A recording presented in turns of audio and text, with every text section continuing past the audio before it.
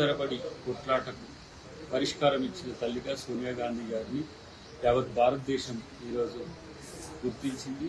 మేమందరం కూడా తెలంగాణ తల్లిగా సోనియా గాంధీ గారిని ఈరోజు చూస్తున్నాం. అది అసెంబ్లీ సాక్షిగా కేసీఆర్ గారు కూడా మాట్లాడారు.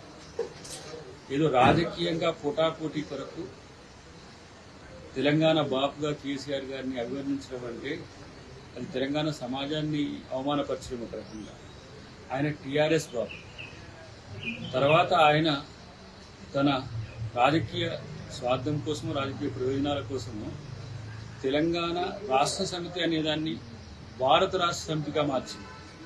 ఆ రోజు తెలుగుదేశం నుంచి తన రాజకీయ అస్తిత్వం కోసం టీఆర్ఎస్ పార్టీ ఏర్పాటు చేసుకొని టీఆర్ఎస్తో తెలంగాణ ముఖ్యమంత్రి అయి తెలంగాణ అయిపోయినాక భారత రాష్ట్రానికి ఆయన ప్రధానమంత్రి కావాలన్నట్టుగా భారత రాష్ట్ర సమితి అని చెప్పి ఇప్పుడు మళ్ళీ తెలంగాణ అని చెప్పి సెంటిమెంట్ రగించడానికి ఏదో ప్రయత్నాలు చేస్తుంది.